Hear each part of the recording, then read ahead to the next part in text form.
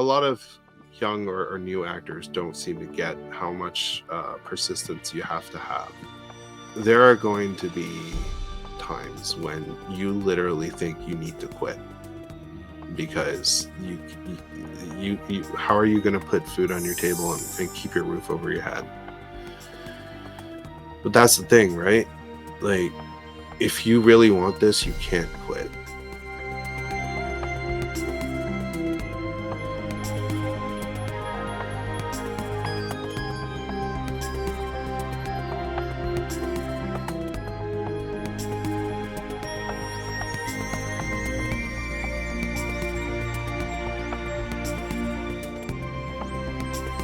G'day everybody, welcome back to the Personnel Files, and as you can see, we've got a friend of the show and just all-around good Canadian guy, Michael Chang, joining us tonight. Michael, it's good to see you again, mate. It's good to see you too. It's been a while, and thank you for having me again. It's always nice to come back on. Yeah, absolutely, and we've done a couple of podcasts with you. Mm-hmm. We did a Section 31 about a year ago with all of us kind of harassing you. And then you were good enough to come and join Power of J Skull because you're a He-Man fan as well, which was Yes, I am. Yes, I am. So your stocks went right up in my book, straight Thanks. away. Hey, they're making a film. How's that since we've last spoken? I'm excited. I'm excited to see what they do with it. Well, it's in production, so there's no going back there. They just cast Alison Brie for Evelyn, yeah. Evelyn, which I thought was genius cast. It's great. I mean, if you've seen her in WoW, right? The wrestling show. Yeah. I'm just like, okay, I can now picture, like her in the Evelyn outfit instead. And that just works. It really works. And I think in many ways, probably that show helped her too, because you get to see her in those 1980s, the 1980s wrestling gear, which is essentially what He-Man is, right? Like Master of the Universe is a bunch of they look like a bunch of pro wrestlers. Come on. Yeah. Lots of furry shorts happening there. The other thing with her too, she was back in the late 2000s, she was in Community, TV show called Community. I love that show. And she was also in Mad Men at the same time. And it was a good example of juxtapositions where she can ham it up and just go for the full out comedy, but she can be quite serious when she needs to. Mm-hmm. So, mate, they should have cast you as Stratos. I could see you rocking. That's my favorite character. So it's a compliment. Thank you. Oh no, have me at the Asian one with the chop. Oh, jiu-jitsu. Yeah, the jiu-jitsu. I know. We need Jason Gaston here. He's the expert and all that. I just like the characters. So, and also happy Star Trek Day, which is still Star Trek. Happy Star Trek Day. Wow. It comes around. Yeah, Star Trek for the fandom and things like that. We have a few days we celebrate in this fandom, don't we? Yeah, we do. We do. First Contact and Star Trek Day, and yeah, which is great. Started the Bell riots, which didn't actually happen, thank goodness. Thankfully, and I'm surprised, considering the state of the world, but I'm glad it didn't happen. We don't need violence. Yeah. Hey, when you're kind of saying that, it actually felt closer than it should have been in real life, to be honest with you. But either way, how do you celebrate Star Trek Day? Do you celebrate? Do you put an episode on? Do you?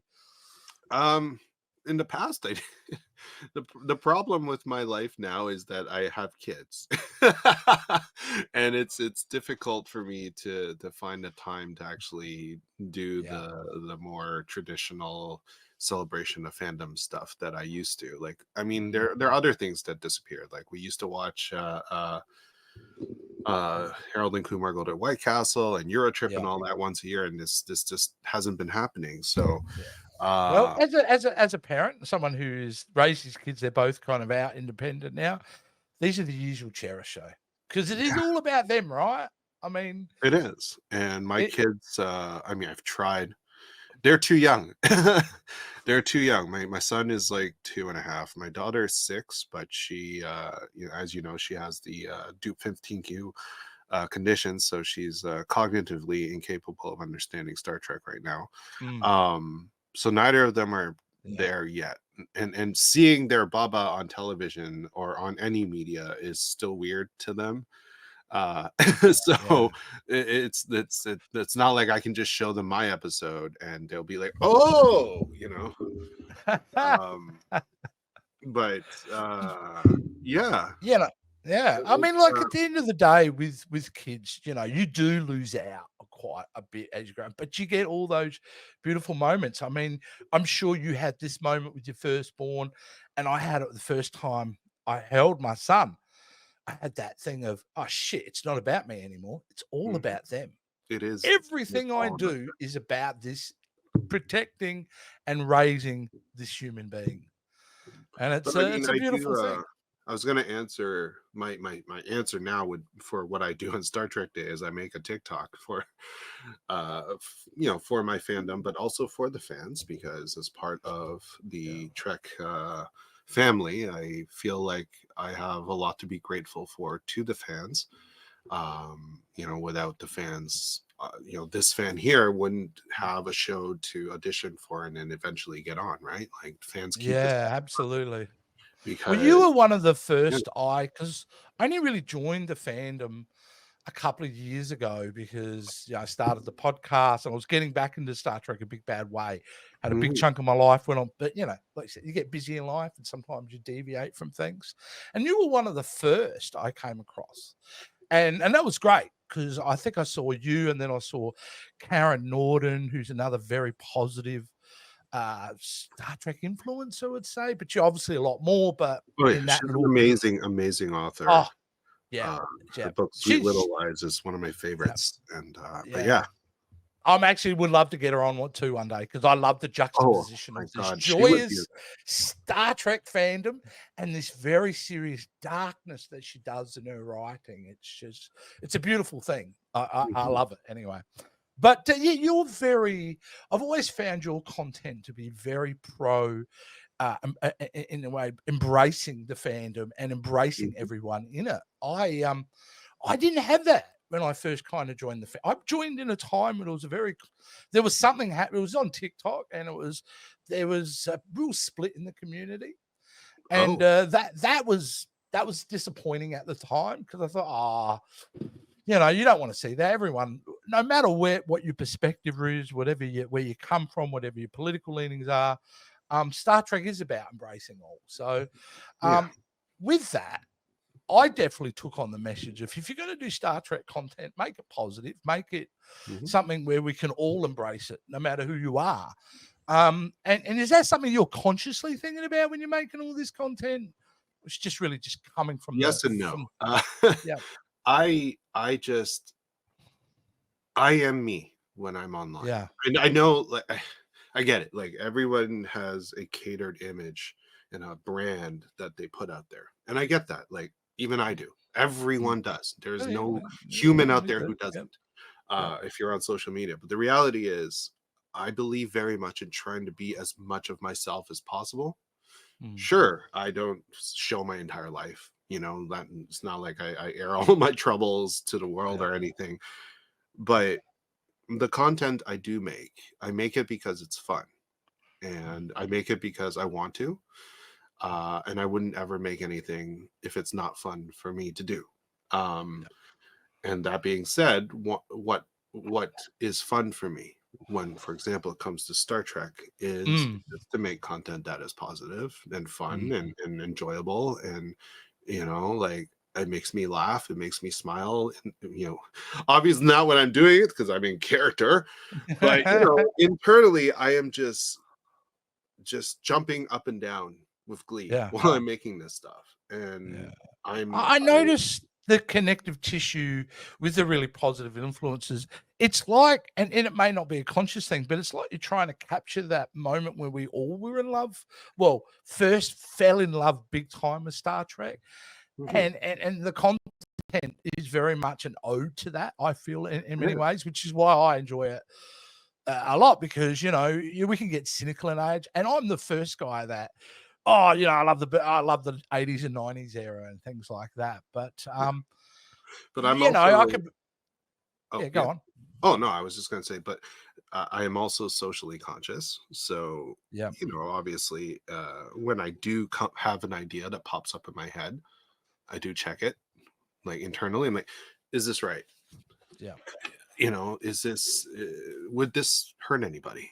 Yeah. That is something I do consider, but it's not a branding thing. It's just No. who I am. Like in Yeah. real life, that's what I'm like. I think before I talk, or at least I try.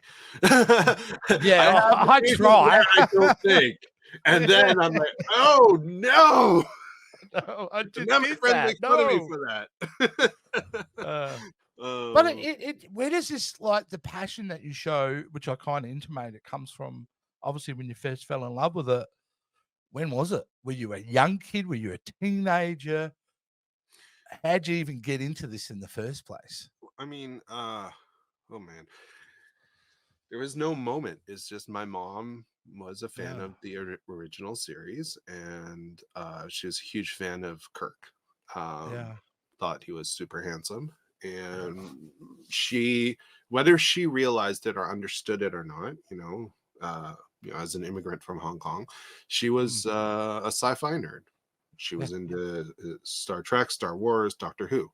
Yeah. Star Trek and Doctor Who were the first two things she ever introduced to me, and there is not a point in my life Mm. that I actually remember not having those two things in it. And then Star Wars came after that. Yeah. Probably when my parents took me to the theater to see one of the special reruns of Reissues? Yeah. reissues of the movies, because I'm born in the 80s, right? Yeah. So for me, it's always been there. It's always been there. And my love of science fiction, my love of fantasy and all things fantastical and wonderful started when I was a baby. And It's your mother's clearly very smart, because that is something that I tried to do with my kids too, because there's a certain level of reasoning. There's a moral center that you get from things like Star Trek and Doctor Who and Star Wars. So she's not only introducing to those kind of very fundamental moral things, but also the intelligence, the way of reasoning. How do you solve a problem yeah, in the world? You there's have to more. reason it out, investigate it. So there's more to it than that. I think Mm. I feel shows like Star Trek are important Mm. in a way to introduce at a younger age, because I feel that when it comes to society, Mm. exposure to differences, people who are different than you, other cultures, other Mm. physical features, other neurotypes, and all of that Yep. stuff is very important and Mm. helps you build compassion as you grow. Yeah, And great. I feel that my mom and my dad, they immigrated to Canada, a Mm. very diverse country, and from Hong Kong, and the world that they ended up in has this type of media that they introduced to their son. And from a baby, I saw different types of people Yeah, working together to solve problems, to make a better world, to help people. These are and then just from a very young age, I wanted to be a doctor. That's what I wanted to be, because I wanted to help people. mm, So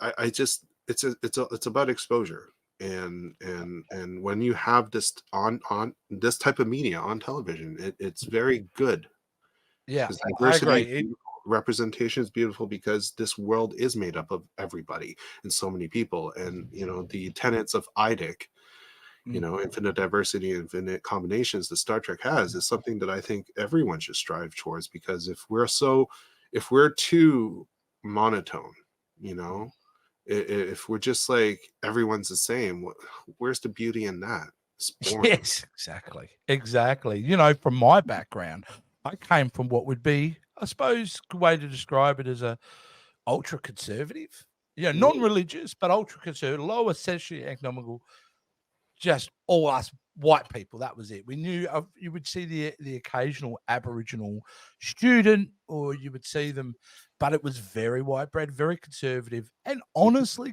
quite racist. You know, so you're raised in that. So for me, these type of shows helped inform an alternate perspective. yeah. Um, And I think you're right. I think 100% it makes up. You know, I mean, my first exposure to Star Trek though was being taken to the film, the original, the motion picture, and falling asleep as you would a 4-year-old.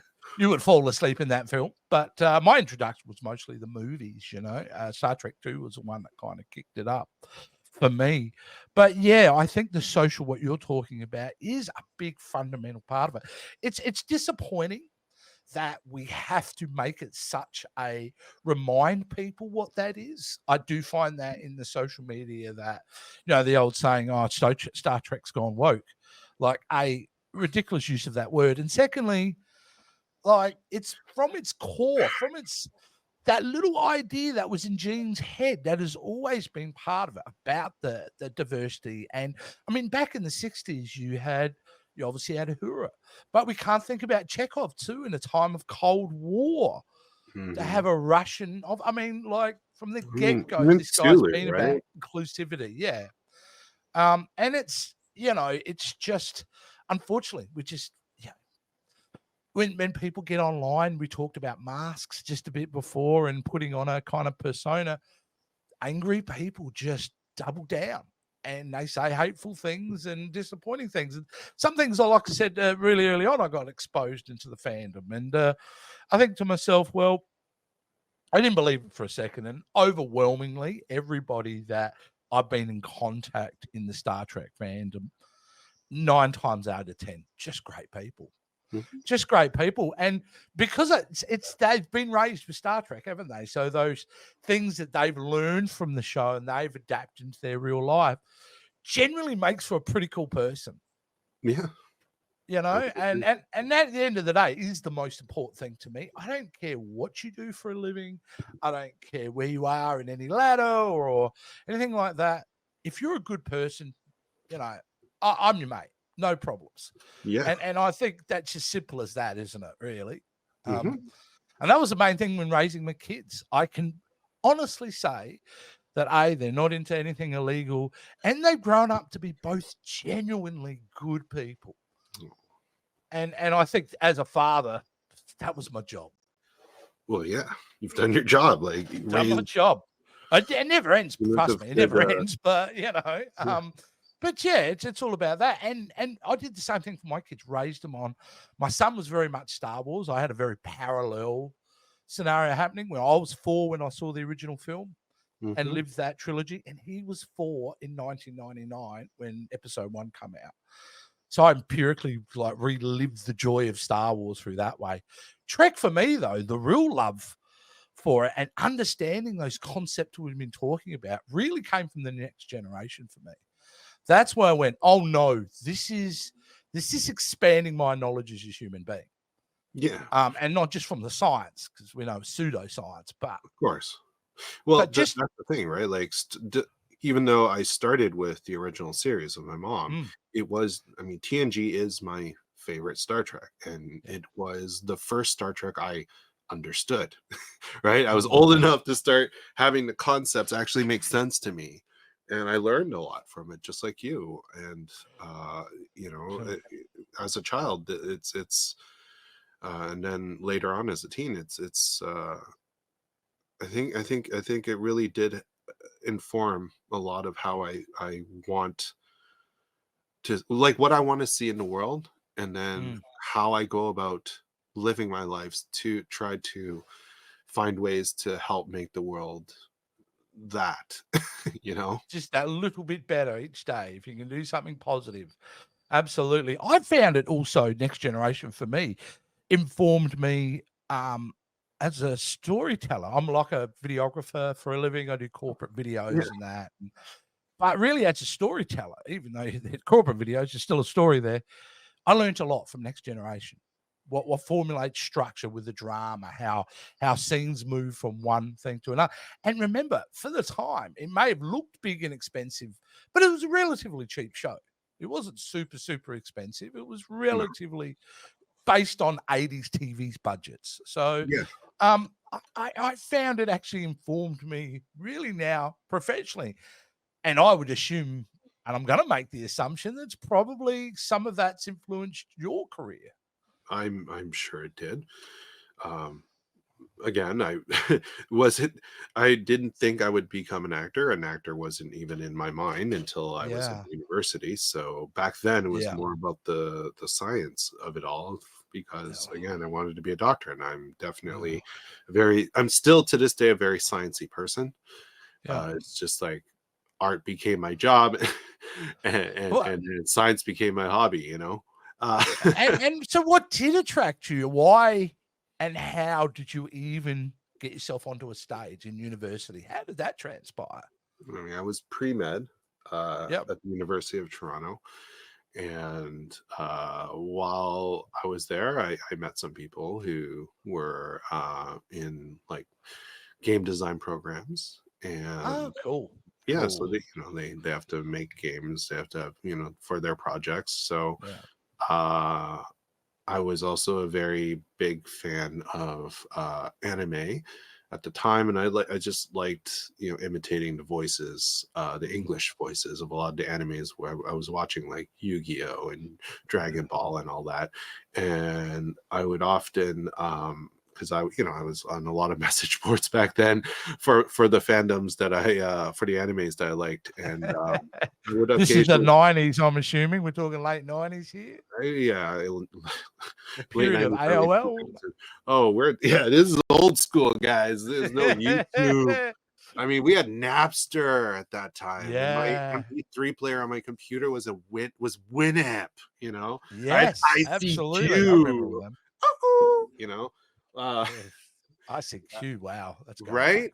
So yeah, I had this little my computer came with a little, just this little weird microphone thing, and I would sometimes just record myself on my computer, just little Mm, jokes yeah. as different characters that I liked, or maybe like a little joke trailer for the Mhm. Matrix, or this I did this one thing and I put online on the message board where I mixed Hulk with the Matrix. But anyways, Yeah, I yeah. did weird things like that. And so these friends I made, they're like, well, you make stupid voices all the time. Can you put some of those stupid voices in our projects, in our games? And I'm like, yeah, of course Hell I yes. why Yes. not? So I go do that, and I don't know. I to this day I still don't understand Yeah. the just what happened. I just know that once I did it, Yeah. once I actually did something that's not just me recording stuff for message boards, it's like like a flip switched. It's like the purpose I had in life was Yeah. suddenly very, very clear to me, Yeah. and my Fantastic. passion for at that time I didn't fully understand it, but basically it's acting.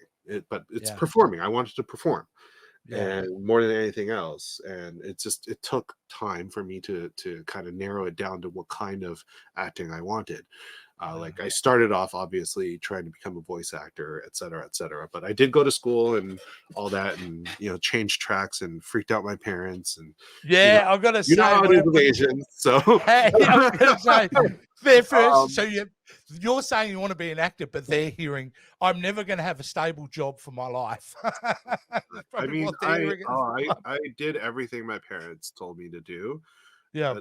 They're nice. They're supportive parents. So they said, we Yeah, need you that's to wonderful. take your LSAT, MCAT, SATs, and get a real estate license, and then because my dad's a realtor, so Yeah. I would work with him to make money. Uh, do all that, and then we will support you Yeah. and see where this goes. Yeah. And it hasn't stopped from there. It's a And gift when you have supportive people around you. I think yeah, certainly for me, I've had a couple of key figures in my life that have been maybe they didn't even realize they were being mentors at the time, but have and created opportunities that were left up to me to take advantage of. Did you, besides having supportive parents, is there anyone that you felt so far through your career that you went, this person made such an impact on me?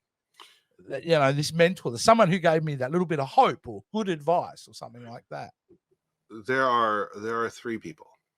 Mm, Uh, First and foremost will always be my wife, and she was the first person, and obviously this is Yeah. before we got married. We met Mm. very early on, basically right before I made the switch from pre-med over to becoming an actor. Like, she was there. We met 2 years before I went to film school, and we Mm. started dating 1 year before I went to film school. So that she was there at that transition stage, and she never stopped believing in me. That's beautiful. I'm very lucky. I have a wife just like that too. Just wholly and solely believes in me, even when I don't believe in myself sometimes. Yeah. And it's the rock, isn't it? It's the foundation. I mean, I know in what I do professionally, when I take a risk or I'm doing something different and I fear about it, she would just say something small and subtle every time to just ease me out. So that's beautiful. You got a wonderful partner who's raising your two kids, I would assume, every day where you're out bustling. Oh my God. Um, Yeah. yeah, that's I cannot understand the sheer amount of the strength yeah. that she has. Well, it's very definitive that the most important job on the planet, I don't care if you're a CEO, billionaire, whatever, is being a mother. Mhm, It is the mhm, most important thing to me. Being a mhm. parent, a guardian, whatever, taking that responsibility of raising a human being. There is nothing else important. In fact, you doing what you're doing with your career, even though it's important to you, in a way, is just servicing, a way for you to help raise your family. Because And that's it. It's all that is about very that. true. And Yeah. that even goes for a lot of, like, even with the activism I do and the awareness Mm. that I raise for my Yep. my daughter's condition and other rare diseases as well. That's basically what I've dedicated, that Mm. aspect of my life and my platform too, is to raise awareness for Duke 15, and Mm. also all the other rare diseases that are caused when certain chromosomes are deleted or added, right? Yeah. Because not a lot of people know about them. No. And just tangent, Colin Farrell Mm. recently made public that his child has Yes. Angelman, right? That's actually the I guess sister rare disease to my daughter's Duke 15q. So Duke Mm. 15q is a duplication, whereas Angelman Mm. is deletion of the 15th. Oh, So okay. a lot of the They are research, related. our two organizations, the Angelman's the one and the Yeah. Duke 15q Alliance, they work together, and a lot of the research are done together. So because it's so rare that they need to pool their resources and money, right? Mm. So How do you where can people go if they want to support something like that, find out more information? I'm uh, sure there are people who Google. may just going through this or would like to donate in some way. Oh yeah, no. Go to the Dupe 15Q, Dupe Right. 15Q Alliance. Just look them Great. up Well, on we've got it Google. up on screen now so people can go check it Thank out you. for sure and Um, support that. and so you learn more about that. But like I said, with my career and the platform I'm able to build with it, you Mm. know, I'm helping people. But you're not wrong. Mm. My passion for this type of activism comes from the fact that I am a parent of a child with that, and Yeah. I've become more aware myself of it. I've learned a lot about it and the Mm. struggles that people, families, and the people who have it have, and I want Mm. to make the world better for them.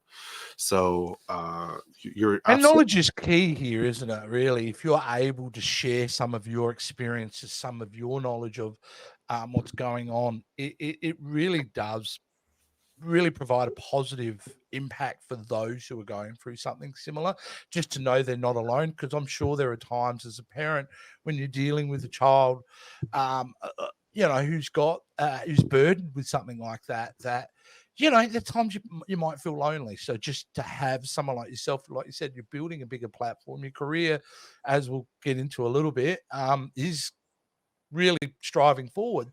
It's really great. And when Colin Farrell come out with that just recently, like universally, like I think everyone who saw that just went, nah, that's absolutely fantastic. And I think it's really important to him to come out Yeah, publicly and absolutely. talk about it. So and that's really great. And when you're how do you find the support systems available to you around for your daughter? Do you feel like, is that one of the struggles that you're finding? Is there's not enough funding, not enough, awareness? There's, very limited There, to the resources.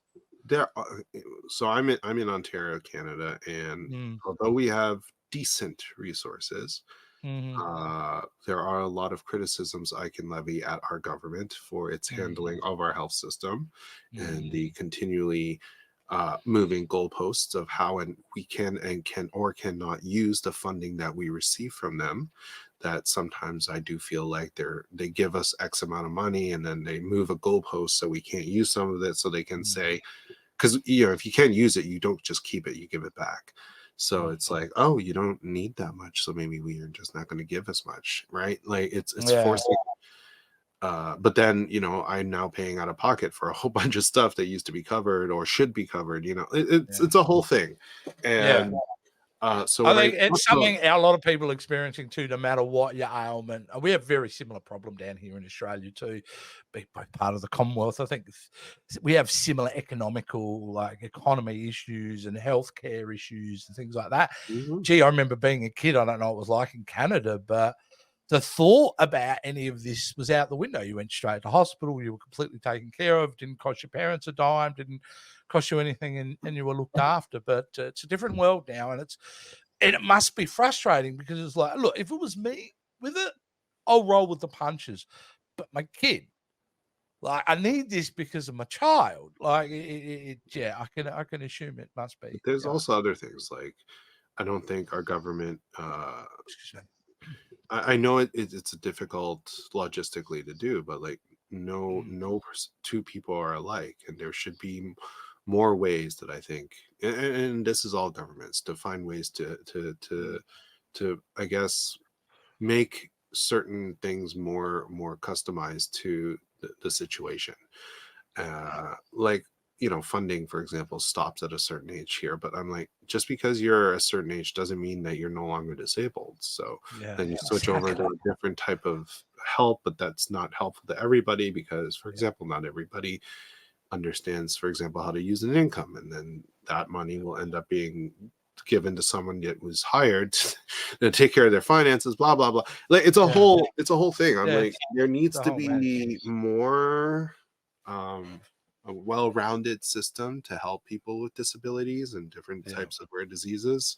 And so I'm not just talking about like my daughter's condition, like all of this type of stuff that needs to be yeah. handled a lot better. And when you have a government that is actively trying to privatize your health system and It's for the scary, benefit isn't it? of corporations and rich people, Yeah, that I could go on forever, but yeah. that's where we're at. So I um, I did see a post when I was prepping for this. I believe it was their first day of school the other day. yeah, Is that correct? mhm, mhm, That's a special it moment, is. Yeah, isn't it? my daughter is in grade 1, but because she goes to a school with for kids with support needs, the program she's in is a little different. So Yeah. even though she's technically in grade 1, the program teaches her life skills because she isn't able to understand the educational, like what Yeah. would be taught in grade 1. She won't. Yes. She just can't understand that. Yeah. Not yet. If she ever does develop cognitively enough to understand that, she gets moved to another Mm. program where they will start mixing in the educational Yeah. aspect with the life skills. But right now, it's life skills, and it's Yeah. very good for her because it's been really helping her to better live in the community and Yeah. society that we have, Yeah. and to help Is her. it socialization a big part of it as well? Because I can imagine that being a Kind net of, positive for not those just that. kids. Like we have a lot of rules in many ways it's unspoken, right? Like Yeah. in our society, and how on earth are our kids supposed to learn all that, especially if their brains cannot comprehend it? So I'll give Yeah. you a good example. Shopping. Yeah. Like how they don't understand money. Yeah. This is not a concept they get.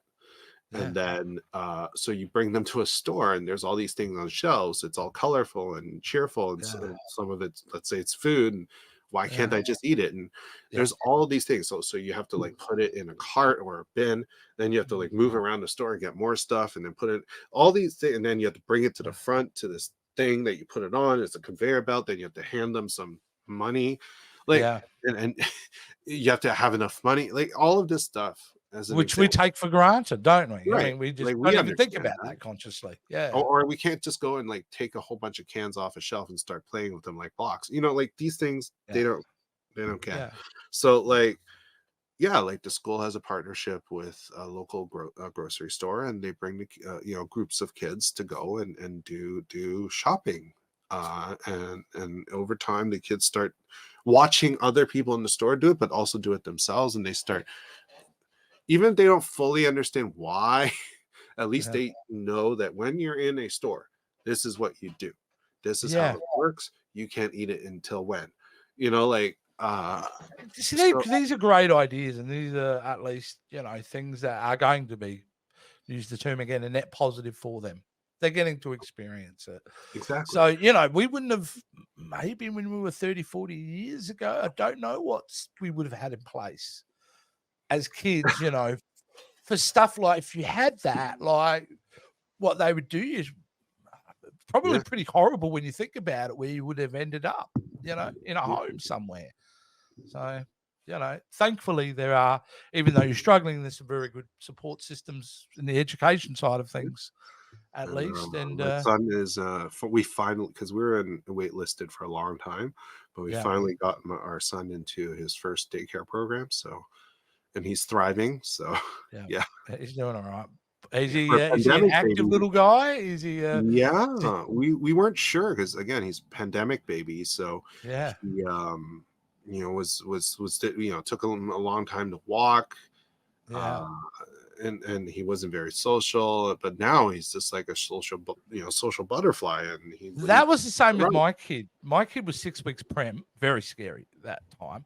And it took him a while to walk, and then one day he's just like, "Oh, I get it now," and you're running around causing trouble, hopefully in a good way. In a good way. Most difficult part is definitely social, being there with other people, and learning boundaries, understanding social interaction, cues, body language. All this, they're sucking it up like a sponge at this point. And the pandemic obviously has a great impact on, a huge impact on the development of children and their social skills. So we're very glad that now our son is finally able to be around other kids and start learning how to socialize with them. And it's not like he's the only awkward one. They're all awkward. So let them figure it out. The poor pandemic kid. And the pandemic changed. I don't know anyone I'm someone who took a massive life change right in the middle of the pandemic. Was anything significant you did besides your kids in the pandemic? Was there anything you just went, okay, I'm now doing this? I'm sorry, I'm now doing this? Yeah, well, something that tricks, like for me, I'll give you an example. For me, I've been into video, but I raised my kids. So I worked in all these different sectors, and I was a recruiter, but at that time I met a CEO who knew I was creative, and it's a long story. But either way, 2020, in the middle of the pandemic, I leave a very good paying job to start my own business. And everybody told me I was crazy, except 3 people: my wife, my CEO, and a top level executive. My wife, because she just believes in me. And the CEO went, no, this is the time. You've got the talent, da-da-da-da-da. And he goes, you're getting the work, aren't you? And I said, yeah, thanks to him, because the CEO was out showing. He'd go to I made videos, and he'd be showing them at forums and all this kind of thing. Either way, that was a massive life change. That changed everything. I'm doing this. I'm taking the risk. And thankfully, it's all working out.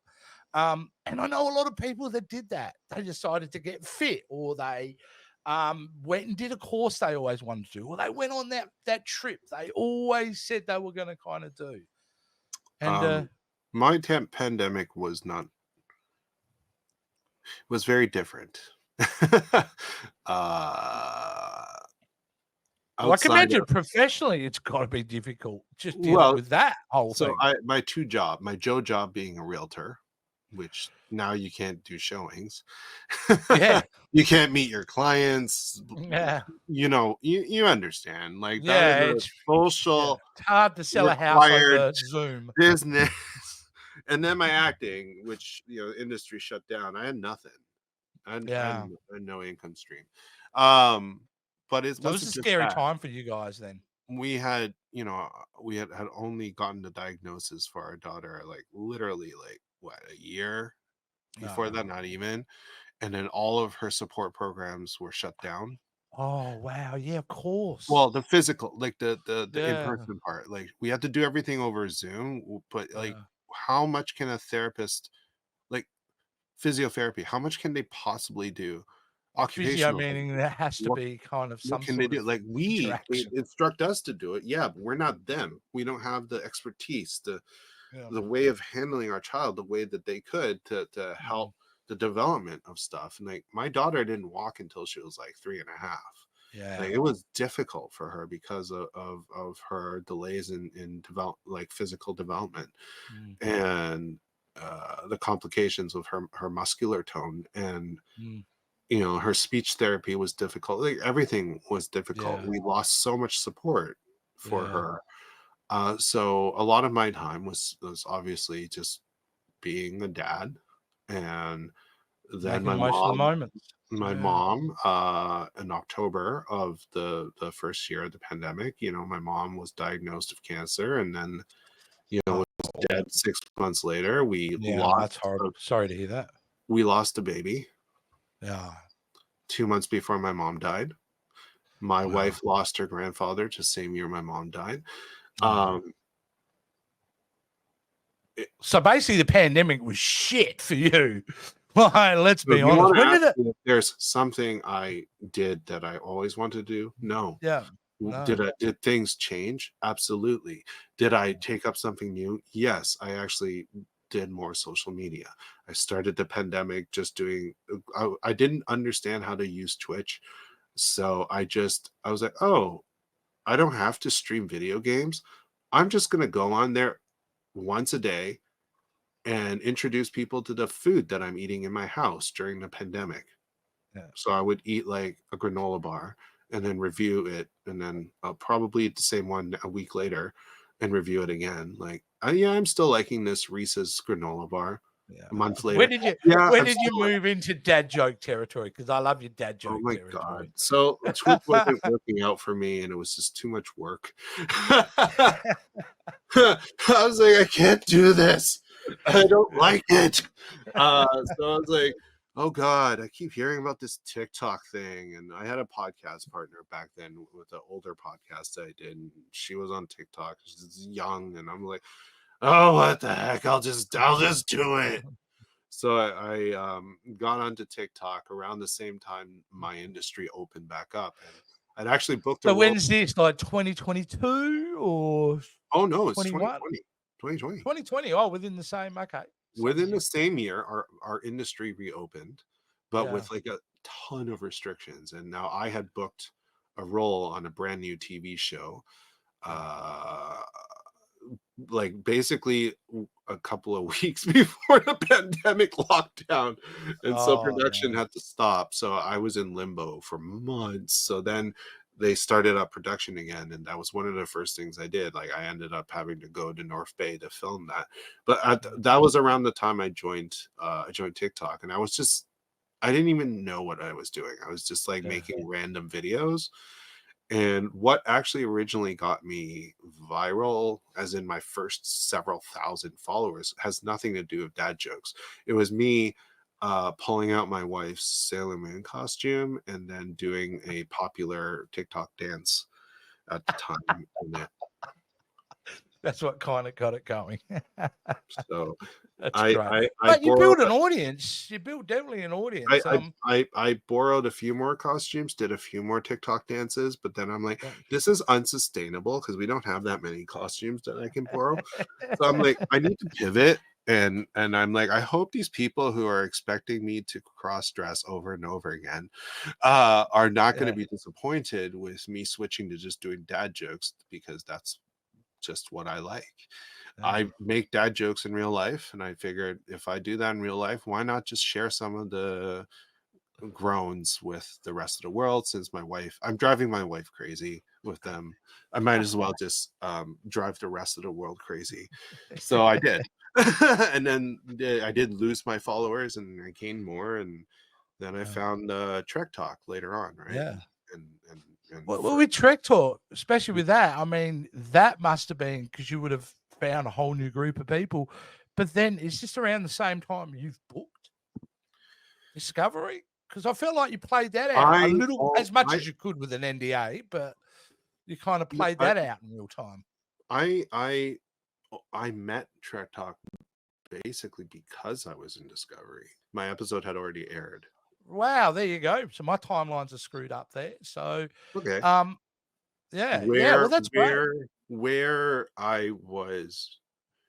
So prior to Trek Talk, I wasn't really part of any fan community anymore, Yeah. just because I stopped interacting with fan communities maybe a decade ago. Yeah. I just had so many negative experiences, even Yeah, back the when Star Wars fandom took me out of fandom for a while. What ended it for me was the no offense to you guys, but like pro wrestling fandom.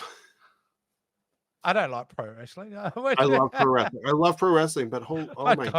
oh my god, I don't understand why people have to be so toxic on there all the time. Yeah. And to this day, there are a lot of people. I mean, there are a lot of great people. Don't get me wrong. It's just that I could not. This is way back when I was on the message boards and stuff. I'm like, there's nowhere I can go where people aren't just being absolutely horrid to each other, but also about the wrestlers. And especially when it came to female wrestlers, it was just very disgusting the way I can assume it would be very they talk about them. misogynistic. So I feel with wrestling fans, and it's not that I actually appreciate the performative side of wrestling more than anything else. And I feel like in the fandom, just from the outside, that there are two groups there: those who get the performative side of it and see it for what it really is and the whole thing and embrace it as you should, and those who may not realize the performative part is a strong part of wrestling and maybe take it too close to heart. But it's like that with every fandom. But I will say the Star Trek fandom, on most part, has been the more positive one I've experienced. You got your bad eggs everywhere, but it's been the most positive. I mean, it's why I'm still in it. But no, like prior to Trek Talk and prior to me booking on Discovery, I was actually part of Live Long and Podcast. I was doing podcasting with the Mader brothers and their whole group. And I'm the worst, I'm in the Star Trek podcast community and I know no one. Joe, who's our captain, he is the brains behind all that. He'll go, we're getting this guy for what? And then I have to find out who they are and what they did. Because I live, I tend to do this and then I separate from it. And I just hope people like it. Well, I mainly joined up with them. It all started because I was doing my other podcast, and then I was introduced to them through who I call my podcast daddy. He's my old friend Jamil Robinson. He's a phenomenal human being and a fantastic podcaster. And he introduced me to podcasting in general. Like I didn't even know what a podcast was until he introduced me to it. And so I was doing my little food podcast, and then he introduced me to the Maders, and because they were doing something called and it's still going on, it's called Star Trek Radio Theater, where you take an old script and then assign people roles. Oh, that's cool. I like that. You modify a bunch of stuff so you don't get into copyright issues, and then you just go and have fun, right? And he was like, well, Michael's an actor and these are my friends who want to do that. Why don't we bring a professional actor onto the cast? So that was a lot of fun. And then eventually they're like, well, we also review Star Trek. Is there a show you want to review? I'm like, oh, well, I mean, it's Discovery shooting in Toronto, and I wish I was on that. Why don't I just start reviewing Discovery with you guys? So that was great, because then eventually I got booked on the show and I couldn't tell them. And that was Yeah, so you're doing podcasts about Discovery episodes, and you know that you've booked it. You couldn't say nothing. Yeah, and then eventually I was on, like I filmed it, blah, blah, blah. A whole bunch of stuff happened, and I still didn't tell them. And then my season came out, I still didn't tell them.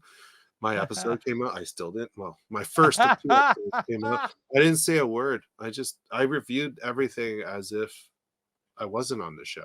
So did you review the episode, the first episode you were on? No, I reviewed every episode, but yeah, and so you didn't mention yourself, no, nothing, just this was the. It was funny this was the because episode Dave, our producer, who's also one of the panelists on our to review, I don't know how. I still to this day don't understand. He didn't catch me in the show. He was on his phone at the time. I don't know. I just know that we got to the end of our review show and he still had not mentioned that. And I thought, in my mind, like he's like messing with me, right? He knows I'm on and he just wants to pretend I'm not.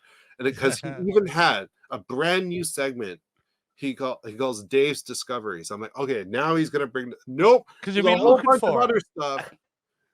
Trivia stuff, because Dave's knowledge of Star Trek is insane. This guy's an encyclopedia. Yeah, we got one of them too, Jason Gaston. He's our right guy. Yeah. Oh, Jason. Yeah. So you get what I mean. And so Dave's is like spouting off all this amazing trivia, and I'm like, and no, oh wow. So he's like, so anybody else have anything else to say? I'm like, yeah, why don't you pull up the credits? And then my wife is in the chat, like, because we used to say thing streamer, and then so in the chat, and they go here, go there. And finally, I'm like, can you please just read the names on the screen? And then he's like, that's when they realize, like, wait, oh, what? I'm like, yeah, I'm in this, so and you on twice, weren't you? You on I'm a recurring character, not you're a recurring. Even though I have no actual name, I'm a recurring character, and I am the only operations officer on FHQ. So there you go. I know you've been asked this a million times, but I'm gonna ask it anyway. How does it feel to know that you are literally part of a legacy, a 60-year franchise, and you will live forever? People will be watching that episode, those episodes you were in 30 or 40 years' time. Like, that's insane, dude. That's something you may not consciously think about a lot, but there's a real beautiful, elegant thing about that. I just think is wonderful. You know, if anything, there's someone who grows up being a fan of something and then being able to be part of that legacy, that's got to be crazy, right? I mean,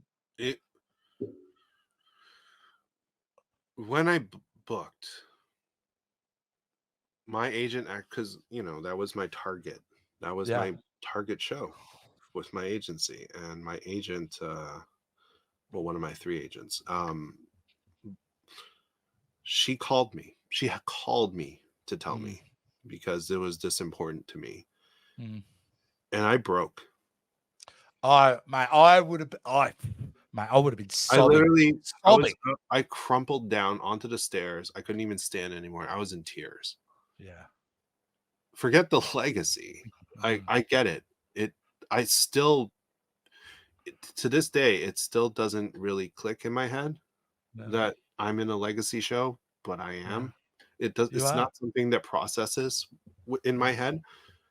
But what did process and continues to process is that this is something I have loved since I was a baby, and that has been part of me, part of my DNA, part of every fiber of my being since I was born.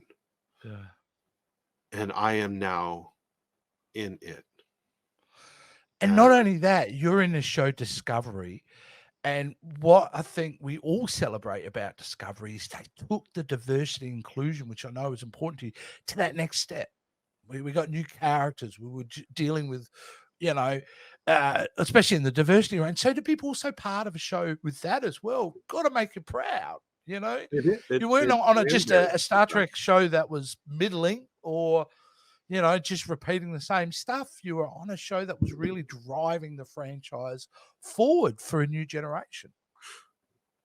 The way I look at Discovery and its diversity is that, Mm. I mean, look at the society we live in.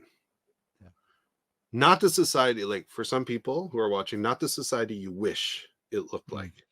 And I'm not talking about the good stuff, not about the Star Trek future. I'm talking about like if you don't want certain types of people to exist. No. Look at our society. Really take a look at it. Then look at Discovery. There's no box ticking. There's no conscious effort to like insert different types of people. They just took IDIC. They just took the ideology of Star Trek and they just booked and cast and wrote as society should be. My criticism of that show were two things.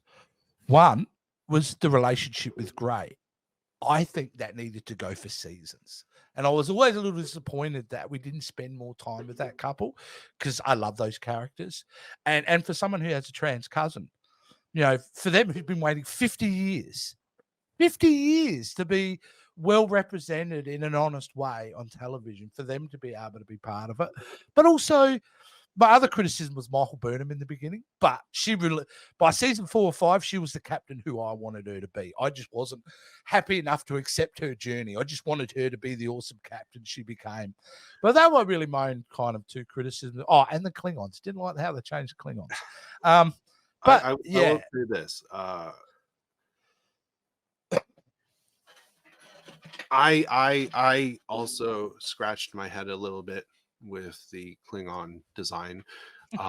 Now, I'm going to say a bunch of stuff that I think really needs to be said. Yep. There is precedent in previous Trek and in Trek lore for not only there to be Klingons with no hair, right? Because that's a certain Star Trek 6, a certain general that had no hair. And the way they looked is not outside of canon or lore either. But I think what happened was if you follow the development of Star Trek Discovery, you will know that originally it was supposed to be an anthology show that had just different crews, different people every single episode. That then fell away to become a series, and following a white man named Michael Burnham, and his journey to becoming a captain. But then Sonequa is so awesome that she got booked, and they didn't change the name because it's the future. Of course, Michael can be a woman's name too.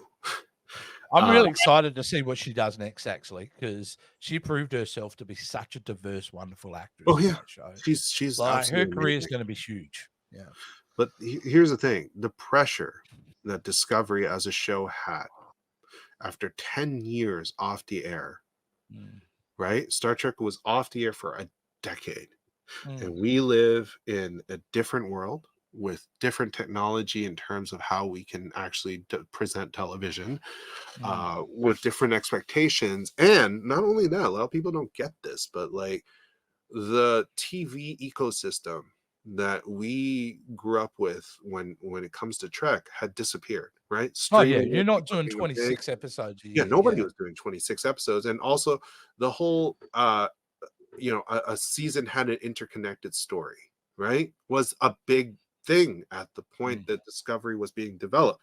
So of course we didn't have the one-off episode feel of a lot of the older series, because which I missed quite a lot, because I love that episode. And I do television. Too, but remember, you need to greenlight a show. People don't get this. Like, it is not easy to greenlight a show. And when you have a decade off the air, you have so many competing things. You have the creative side, you have the money side. And you have to, the creative side has to convince the money side that what you're about to put on the air will work. And if the money side is looking at things and saying, well, right now, shows are 10 to 13 episodes and have to have an interconnected story, like a major arc throughout, et cetera, et cetera. And we also want to modernize the look of something like the Klingons, let's say, because Mm. we think maybe we don't want it to look so old. And so let's come up with, let's find a way in lore to make something, Yeah.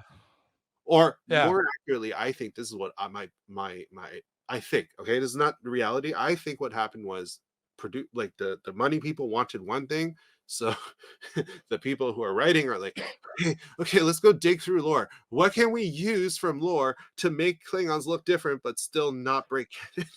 Yeah. Think about, okay, Look, they think got about that Star Wars. show right by the the second season is a banger of a season. Yeah, I'm just Like, gonna pull that's one thing from Star Wars as a good example. yeah. uh Episode 8, Luke Yes. Skywalker's force, whatever you want to call it, the hologram. Yep. Right? People are like, what do He's you mean? projecting himself? Like, what the hell? But you know what I'm Yeah. saying? The projection, right? But Yeah. then what's his name? The Ryan Johnson, whatever. The Yeah. director went and pulled, on social media, he pulled a book off his shelves. Like, see, this is a book. This is the Yeah. Jedi manual thing, and he flips to it. Oh, look, force projection. That's where I got it from. That's very good. So, but Hey, you I will understand, people are stand like, by and say this. Me and Jason agree on this. We don't always agree on movies, but we love The Last Jedi. I'm a big fan of that film. Not so much. I actually say that's when the saga ended, at the end of that, because that's the end of Luke Skywalker's story. So but that's my it for point me. is, this. He pulled something that, no, come on, let's be real here. How many fans have read that book? Yeah. No, really. Yeah, So that's right. and then you pull something out of there and then put it on a screen, and most people are like, what on earth is that? And then you then have to go and be like, look at that. So I feel like this is what happened kind of with the Klingons. They needed something modernized. So basically talking about that period too was subverting expectations was becoming a bit more mainstream, and they were doing it quite a lot. So there's probably an element of that involved. Think about the shift from season 1 and 2 to season 3, where Yeah. it started to feel more like old Trek. Yeah. Because by then we were succeeding, right? We had Yeah. more other Treks now. It was a golden age of Trek, and they're like, well, you know what? Damn, Discovery needs a change. So boom, put it to the future where it should have started, but they couldn't have. Really, they couldn't have started in the future. Because No. remember, all the things that had to happen, all the things that had to align for that show to be greenlit and produced and put on the air for There us. was no way they were doing 1,000 No. years in the future. There's no way. Yeah, I agree. So the shift that you saw into season 3 and onwards is the acknowledgement that, okay, well, it's the B12 shot, isn't it, to the show? And I love the fact that you have to deal with the characters having to adapt to a future that not necessarily were born in.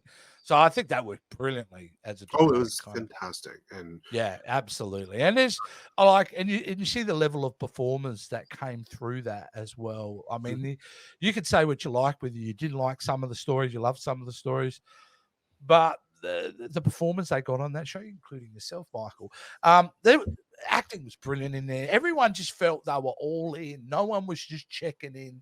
And there are some TNG episodes where I go, Patrick obviously wasn't really feeling it this week because he's playing it a bit flat. But yeah, I mean, and without Discovery, we don't get what we have now, which is a bright future for the universe. That's what a lot of people don't get. Discovery was a success. It was a success because if it wasn't, there's no way the people with the dollar were going to greenlight anything else.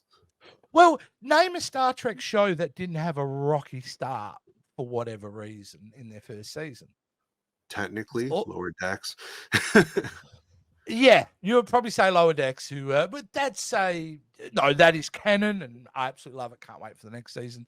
But yeah, like honestly, live action series, there isn't one. They all had rocky starts. Not live action.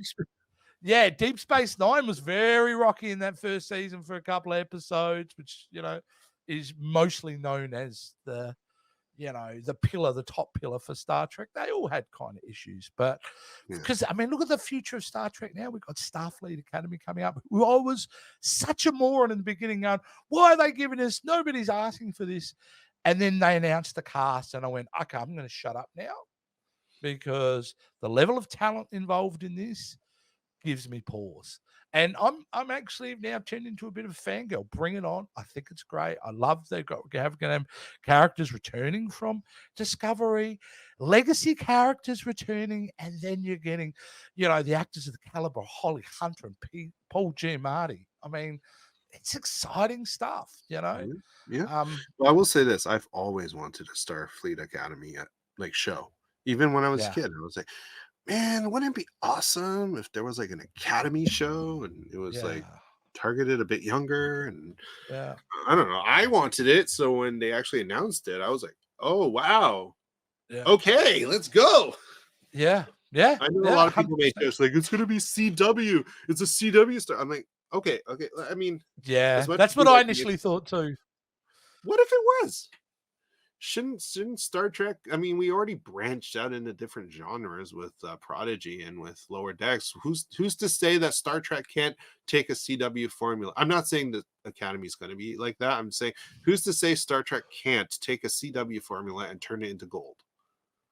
The show has always played in different genres, always from its inception. So yes, why couldn't you do something like that? I mean, you could watch one episode they're in the Wild West, to the next episode they were, doing a horror type of genre. They Yeah, always mixed around. So yeah, I think it's like really great that they are kind of now pushing it forward.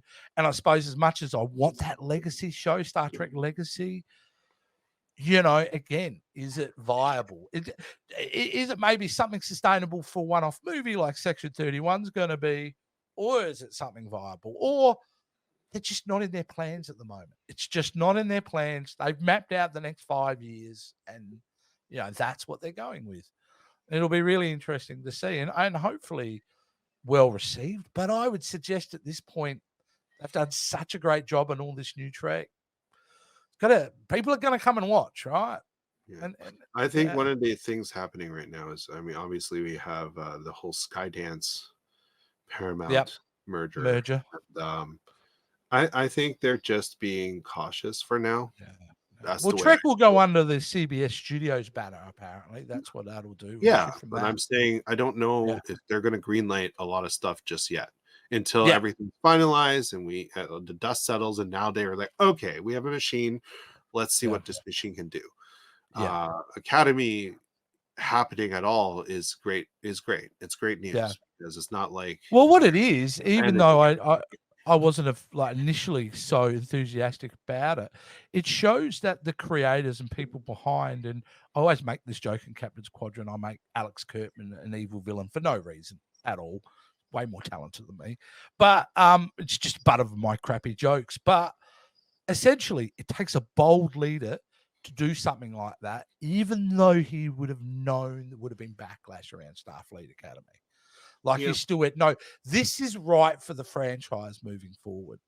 And luckily, they built up enough credit with the fan base and with the studio, and the dollars have come raining in, that you could do that. You know what I yeah. mean? There's no way you could have relaunched the franchise with that show, though. Like if you No, were to swap out Discovery and try to put Starfleet, it wouldn't have I don't. It worked. wouldn't have worked.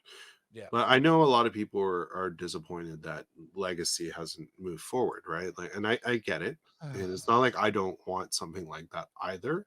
Yeah. But I think we also have to understand that a lot of our wanting for something like that is nostalgia, right? We are Yeah. attached to old characters, and Yeah. how much more play can we possibly have with these old characters Yeah. before we, I don't know, accidentally ruin them?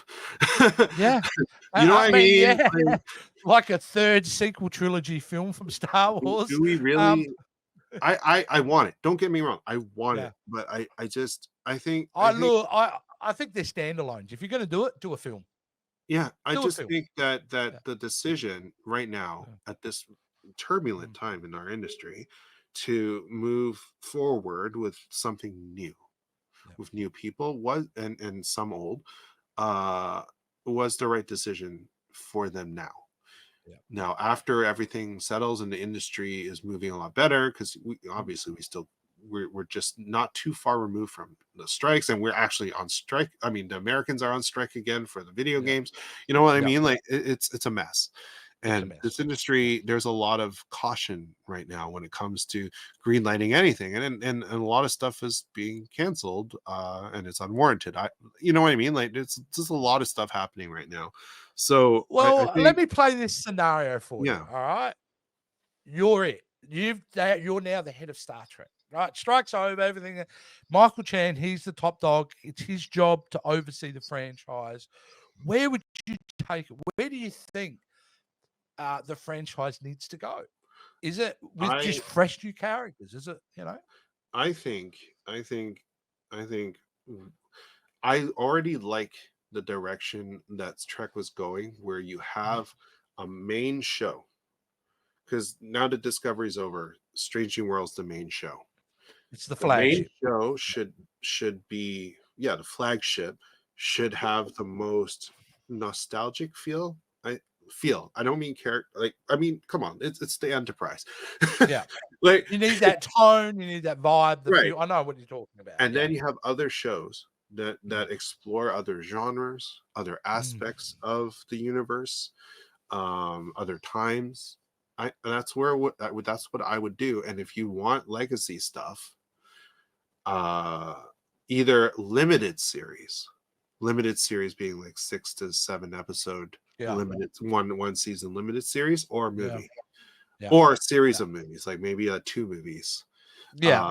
but I think would fit more instead of a 7 season TV show, because at the end of the day you have to allocate resources, right? Yeah. Like, we need to move franchises forward. Yeah. You can't just I hold think, on to you know what I will give with Star Wars with its TV side of it. I think they've hit and miss. They're trying to give something to all level of different fans in that.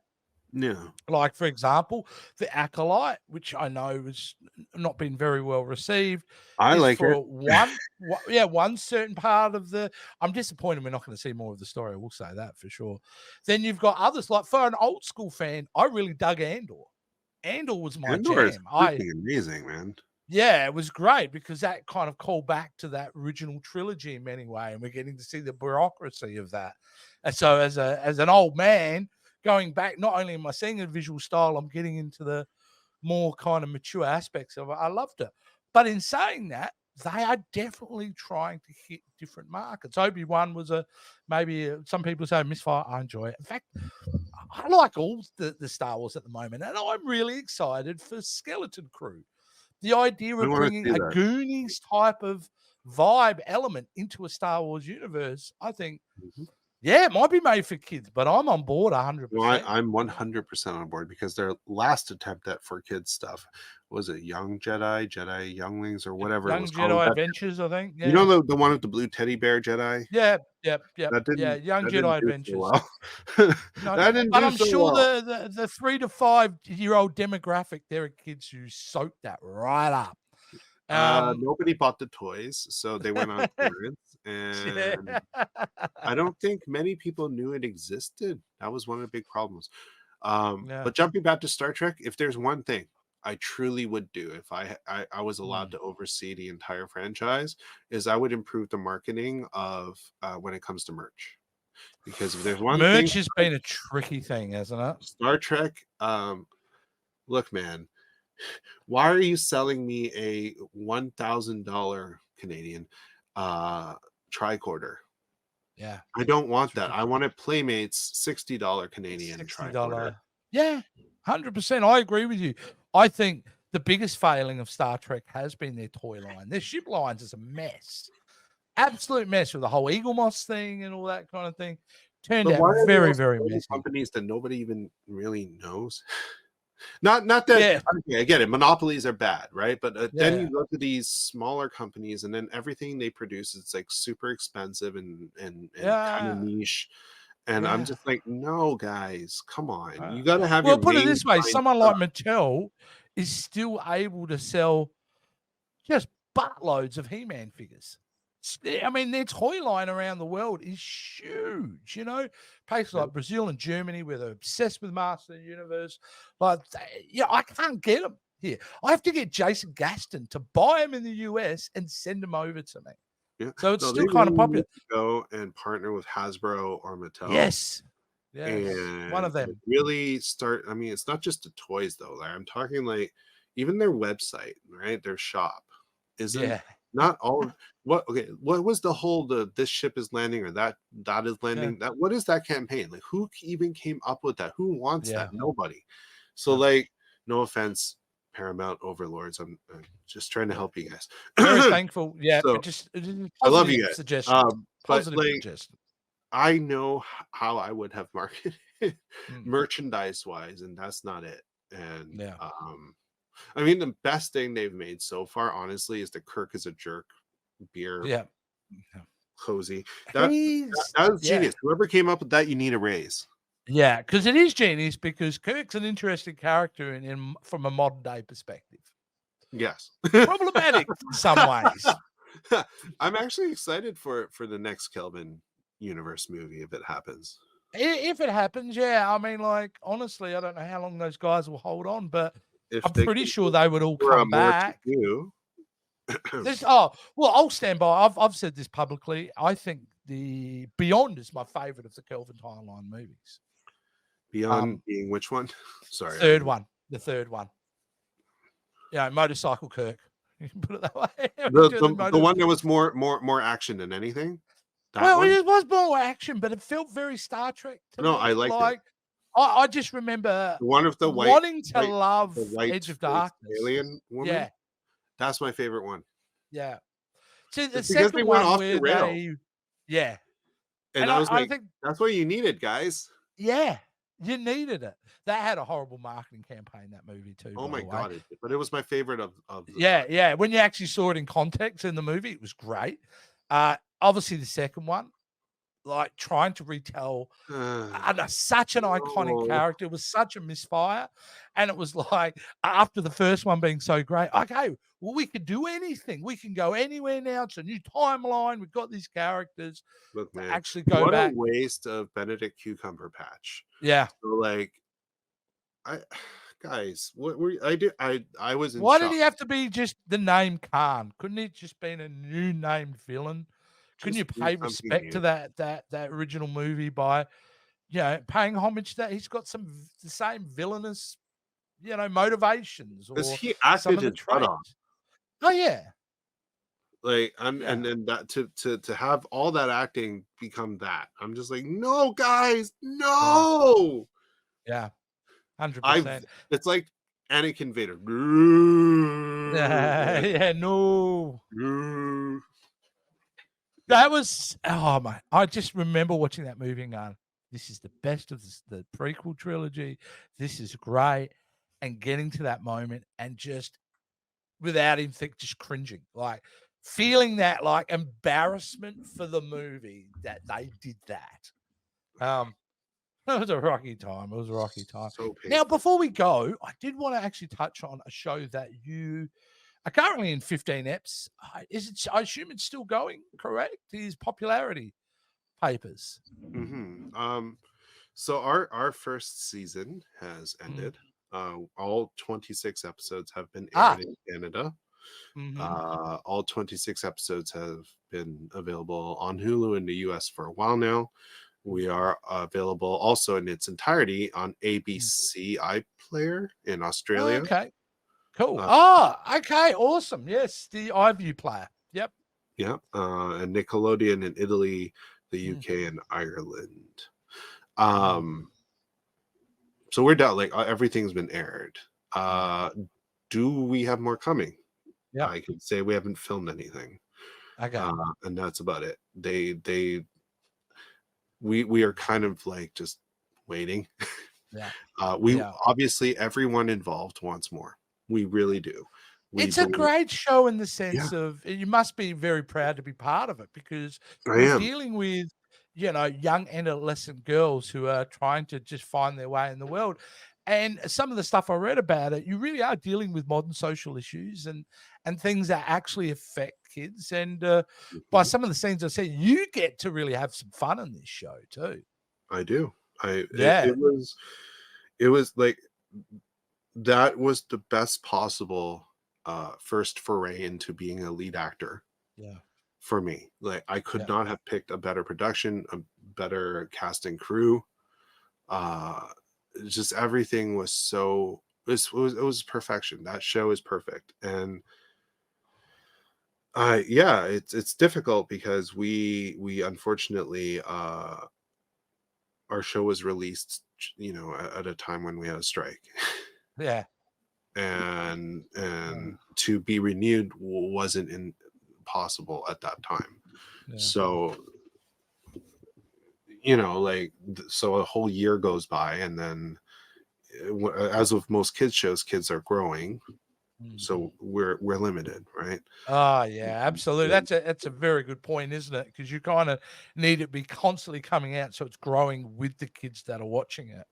So I'm not saying we won't get a second season Yeah. or more. I'm just saying that I understand the difficulties our showrunner and our producers have of trying to get it renewed now, which they are trying. Well, fingers crossed, if it hard. is now being shown all over the world in streaming platforms, that we know that changes things. If it's well viewed, if it's getting, people are watching it and enjoying it, you don't know. That Yeah. may be enough to hopefully for the producers to get a second season. But let me say something for the Trekkies. We have Trek jokes in references in our show. Partially Do you because get to say them? Do you get to say them? yeah, one of them. One of them.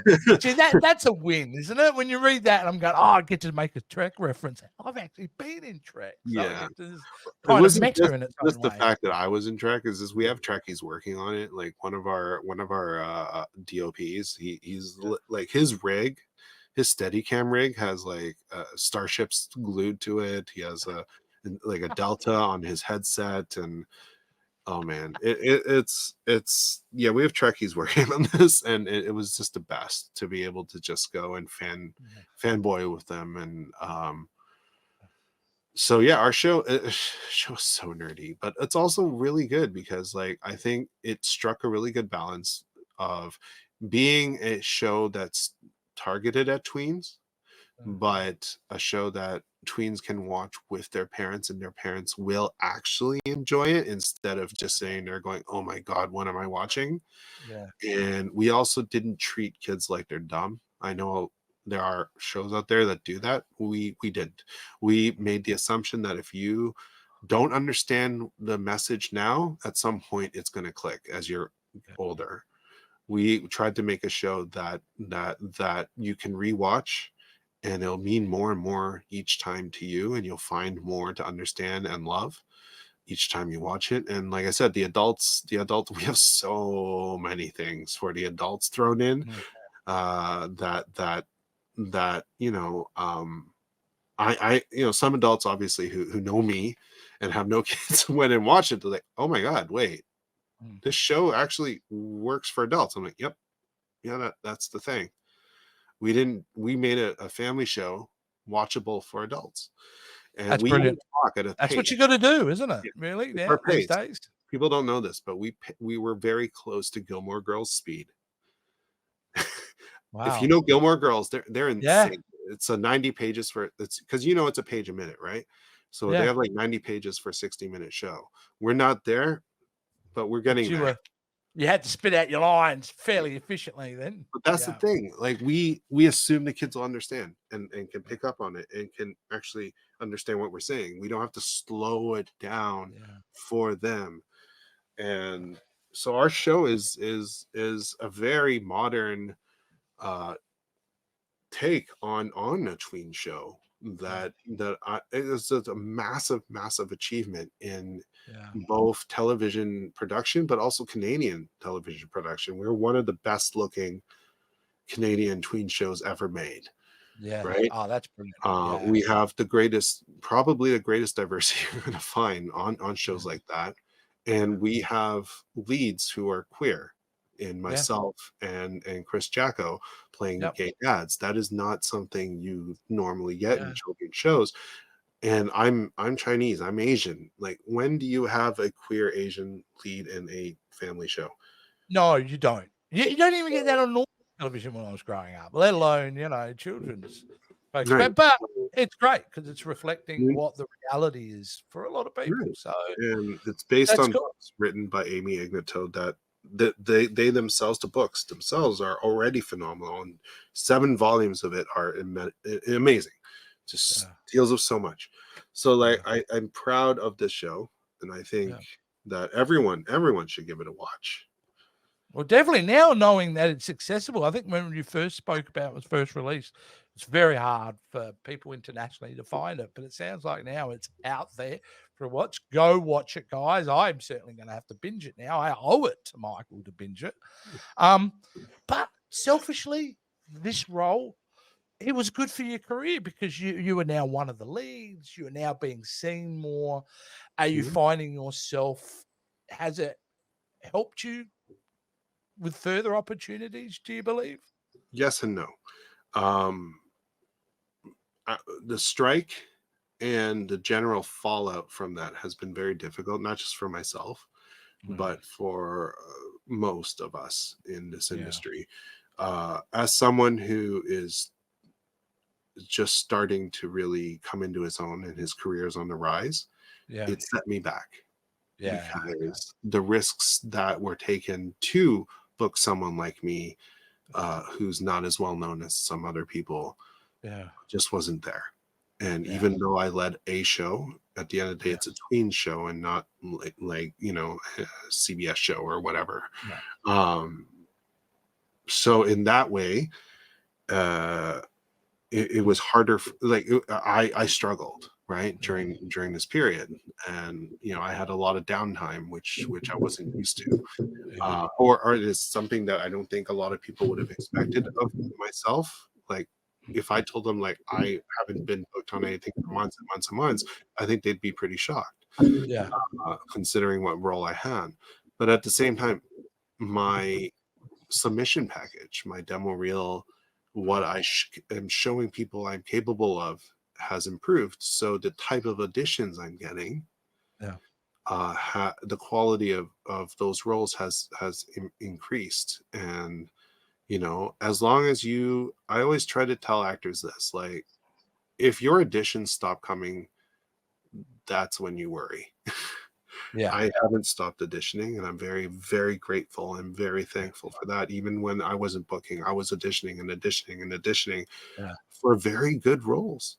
yeah. And as you may have seen, I booked a very good doctor role on the show Doc. That will be Yes, coming out soon.